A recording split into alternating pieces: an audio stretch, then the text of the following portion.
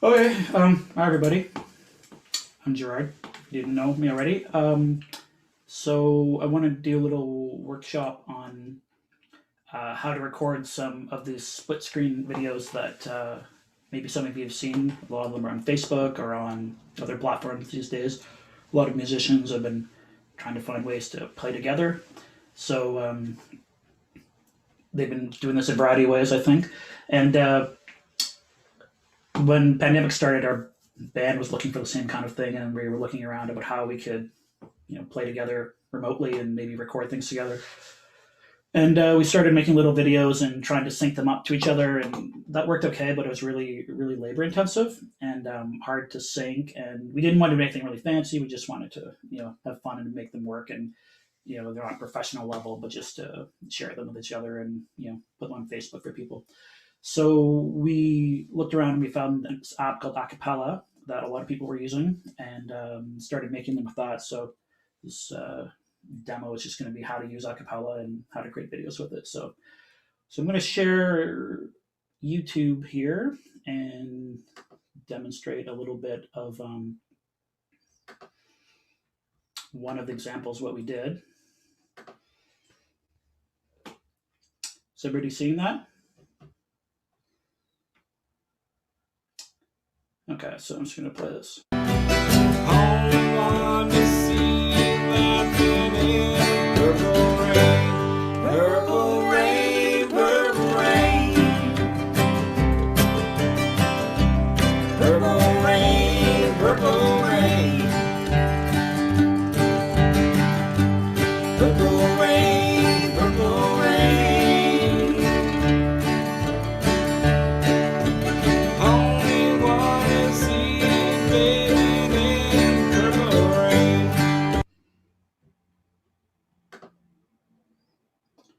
So everybody could see and hear that okay. So you might know that song if you're over a certain age. I think most people in this Zoom meeting are over a certain age actually. So that's the bluegrass version of a Prince tune.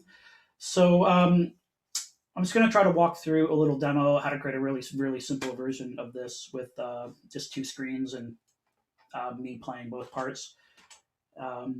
So this app runs on a phone or an iPad, and I've got an app here to share my phone to my screen that should allow you to see what I'm doing on my phone. So I'm going to try to do that.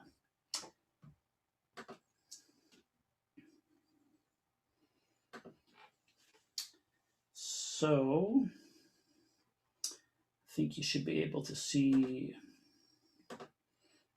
my phone screen now. So the app is Acapella. Because you can't see a mouse on this touchscreen, I'm going to try to tell you what I'm clicking on. So this is the Acapella icon, the red one in the middle. And inside the app, you use all kinds of these videos that people have created, thousands and thousands of them. Some are really cool. It's worth just looking at random ones sometimes to see what cool stuff people have done. But we're going to just create a new one today. So we press on the red button at the bottom, and we say record new. So I've had some test in progress trying to do this before. That's what it says is a current project. But if I press record new, I can start a brand new one. And then it asks you to pick the layout you want. One thing about the Acapella, it's really simple. It just does what it does. It doesn't have a lot of bells and whistles. If you wanted to do a fancy video app, I think, there's all kinds of professional things you could do. This just does the basics. So you have to pick a layout at the start, and that's the layout you're stuck with, unless you want to go back and record all the parts. So you have to know how many people you want on your video at the start. So we know that we want two, so I'm going to pick the one on the second row to the left with the two squares. And you can pick a length. I'm just going to do a really short 30-second one here.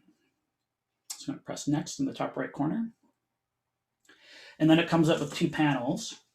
And you can you press plus on one, and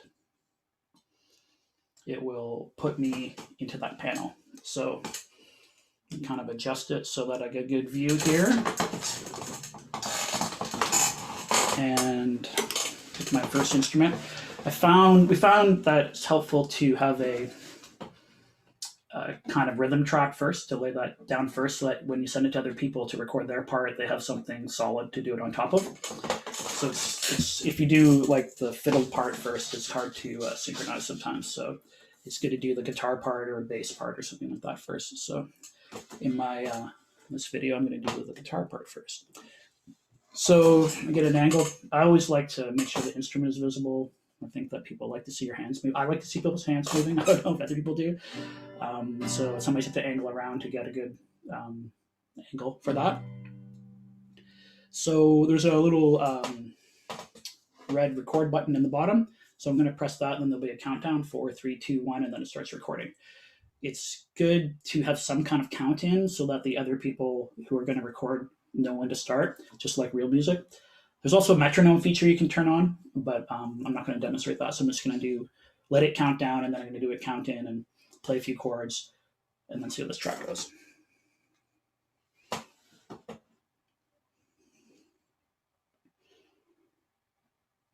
1, 2, 3, 4.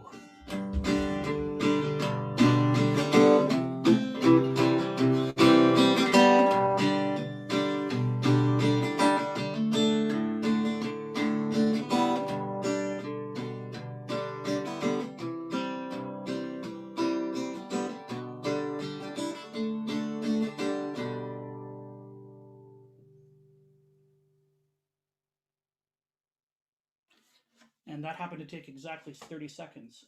This little warning about the pay later is not about the app. It's about the way I'm sharing this to my laptop. So just ignore that. So now we've recorded one track. If I know that it went terrible, I could press redo and just redo it right there because I know I made a mistake or something. I'm going to pretend that that was a perfect take and press continue. And then it's going to let me it's going to play it. 1, 2, 3, 4.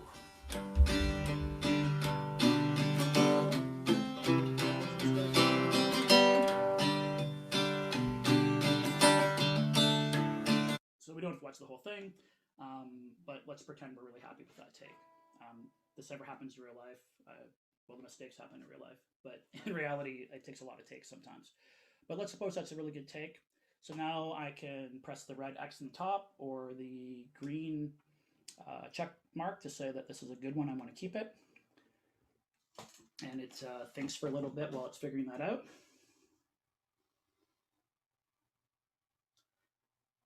And now it's at this point where you can record another track. So you see a lot of people doing harmony with each other or playing both instruments. So I can just record another track right now. But I might also want to share this with my friend and get my friend to do the other track. So if I wanted to do that, I go to save and share, the top right corner. And then this comes to the screen that says, how do I want to share it? Well, normally if I want someone else to do something, I want to share as collaboration, which is the bottom option. So I pick that one. And then now what's going to happen is the copy of this video will get uploaded to Acapella's server, and it will send the link to your friend who can then import it back into Acapella and record the next part if they want. So I'm just going to, it has various ways you can send the link. You can just copy the link and text it to them or email them, but I'm going to send it in Facebook Messenger. So this rendering it's uploading that now. And it brings up Facebook Messenger, and I'm going to send it to myself just to make this simpler, to pretend that is someone else. So now it sent a link to my friend. So I'm going to go into my Facebook Messenger, and hopefully there's no embarrassing messages in it. And there's a message from me to myself here, which is this bottom one. The top one is the one I was practicing this presentation earlier. So if I click that, it's going to actually open it in Acapella and say, this person wants to collaborate with you. And if you want to, you can press collab at the top. And it will open Acapella. And, in this case, the old project is the same as the new project because I'm sending it to myself. But, normally we're pretending this is another person. So, yeah, I want to start working on this new project. I'm going to press yes. And now it's importing it into Acapella. And here we are with now somebody else has the video on their phone with an empty spot reserved for them to do something cool. So let's press the plus here, and it will put me into the other one. So now let's suppose we want to play mandolin over this one.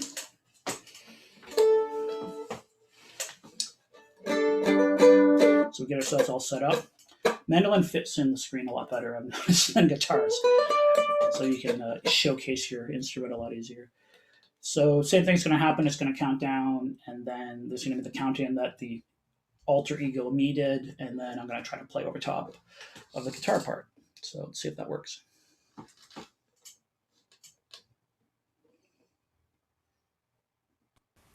1, 2, 3.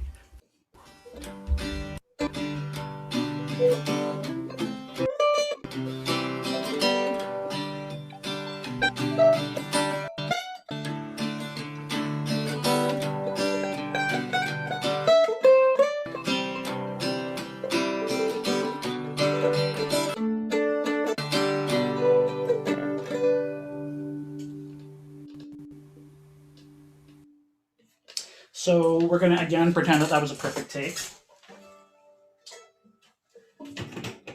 There were a couple little delays in that one. I don't over Zoom. I'm sure you can't hear because you get your own delays.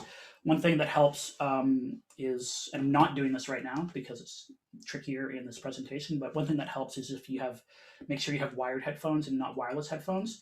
And because there's it's just a little bit glitchy, a little bit slower sometimes, and it gets out of sync. But as long as I use wired headphones, I haven't had too many problems. So I used to have an older phone and it didn't work as well. When I got a new phone, it kept in time a lot better. Okay, so let's say we're going to say press continue, and we have the same kind of preview here. 2, 3, 4.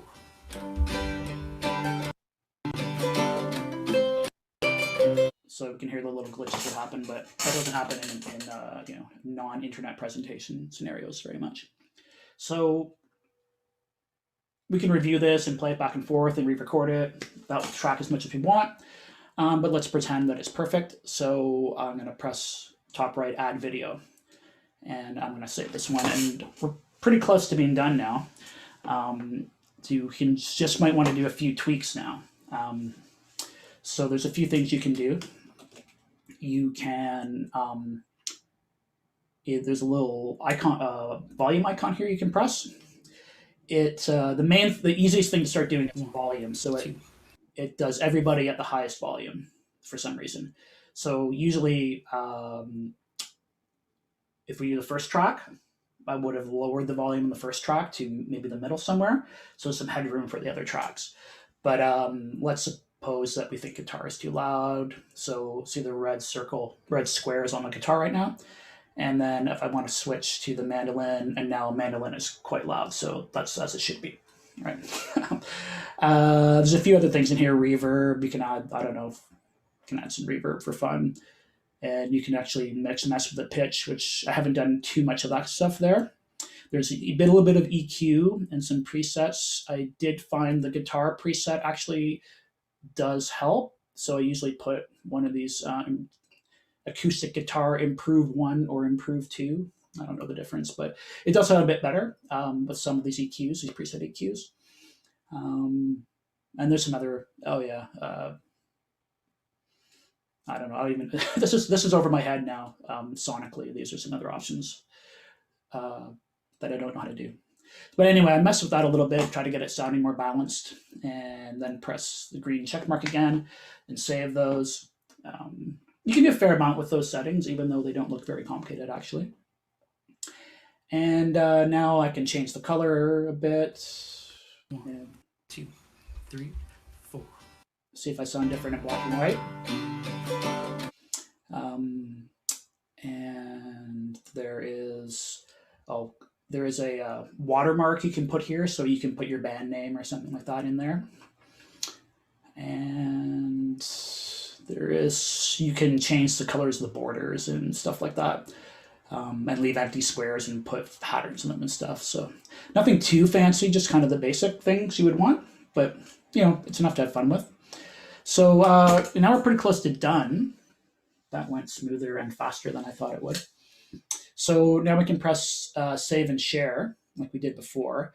And now what I usually do is I leave it as public and I press camera roll, and that will save it as a video on my phone. And now I can do whatever I want with the video. I can upload it to YouTube or text my mom or whatever. And it also will save the audio file directly if you want to use that for something. And then if you wanted to send a link to somebody or on any of these platforms, you can do that. So now if I go into my photos, there's some of the dog and there's one of me. So this should be a black and white photo of a very not well executed mandolin guitar.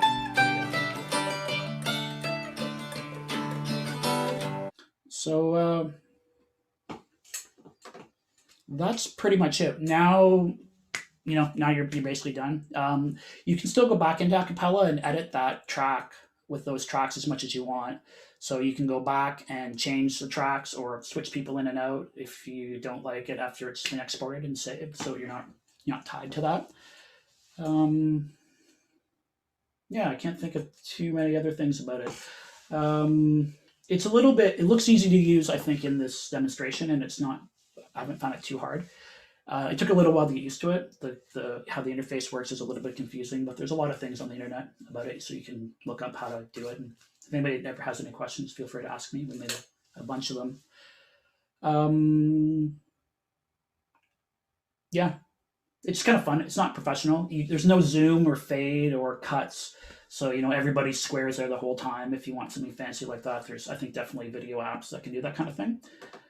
Or if you have better, more professional video editing skills, you can certainly do that. But this is just sort of the bare minimum to do this kind of thing, and it's kind of fun to play with. I found it helped me musicianship wise because it's a different kind of playing than we do with bluegrass a lot of the time, where it's you're sitting down and trying to work out a solo and you get infinite takes to do it. So it forces you to think about it a different way than when you're kind of just making them up on the fly. So and your timing has to be better because the video is there all the time, so you see the mistakes over and over. So yeah. Any questions? Okay. There's I just saw the question from Steely Dawn. Yeah, usually the last person does the mixing, but you can send the link to someone else at the end. If you're the last person, you just share it to somebody else, and then they don't have to re-record a track. They can just change the mixing options if they want, and you can mix it as you go. Though I found it's usually easier to wait till the end and do them all together. So.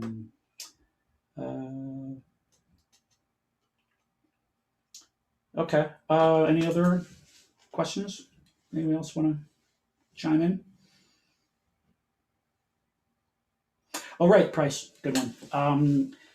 It's $12. It's free for a month, and then $12 a month or something like that after that. So it's not cheap as apps go, but when we were using it a lot, it was worthwhile. I think just for fun. Constantine asked if everything is all well aligned, and it is usually. Occasionally, there's a little glitches, but not too much. And wired headphones help that a lot. And yeah, we didn't have too many problems.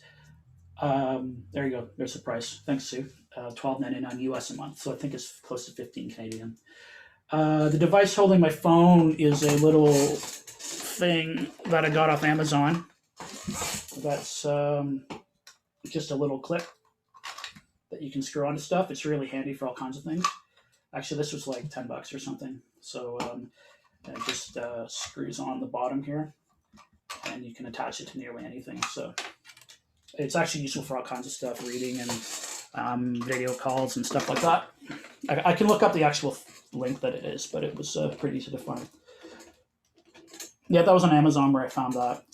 Okay, what are the other questions? I saw something else here.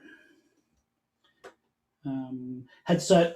You need headphones for the first one. The first track, you don't need headphones.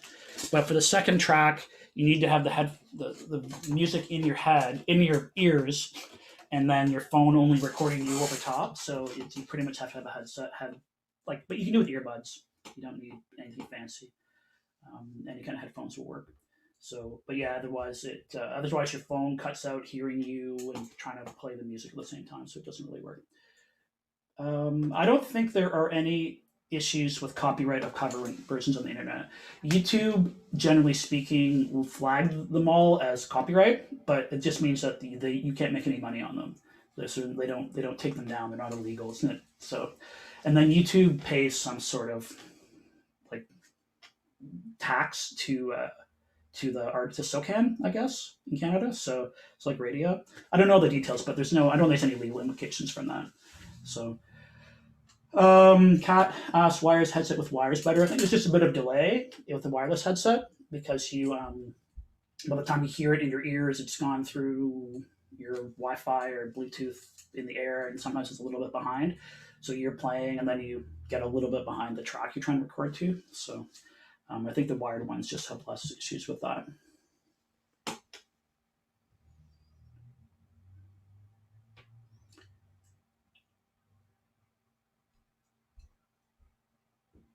You can have, so Kat asked, you can have 6 musicians. You can have, I don't know what the limit is. I didn't actually try to see how many you can fit on there. At least 6 anyway, but I had a bunch.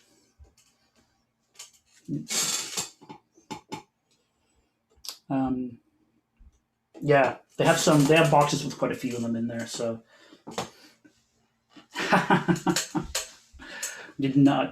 No, John, we did not make a lot of money on this. It only has 12 views, so I mean, what do you expect?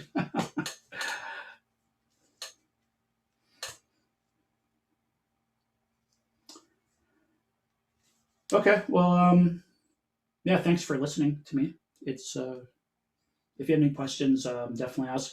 The iPhone mic, it works good enough. Constantine asked if the iPhone mic is okay.